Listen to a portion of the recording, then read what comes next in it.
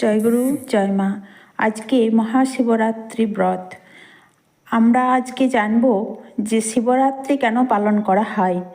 কিংবদন্তি অনুসারে মহাশিবরাত্রিতে শিব ও দেবী পার্বতীর সাক্ষাৎ হয়েছিল।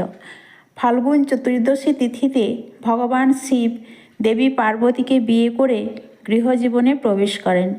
এই কারণে প্রতি বছর ফাল্গুন মাসে কৃষ্ণপক্ষের চতুর্দশী তিথিতে ভগবান শিব ও মা পার্বতীর বিবাহের আনন্দে মহাশিবরাত্রি পালিত হয়। ধর্মীয় বিশ্বাস অনুসারে মহাশিবরাত্রির উপবাস, পুজো ও জলাভিষেক বিবাহিত জীবনের সকল প্রকার সমস্যা দূর করে এবং দাম্পত্য জীবনে সুখ ও সমৃদ্ধি আনে। এছাড়াও মহাশিবরাত্রির দিনেই 12টি জ্যোতির্লিঙ্গ প্রকাশিত হয়েছিল। সকলকে শুভ শিবরাত্রির প্রীতি ও শুভেচ্ছা। ওম নমঃ শিবায়।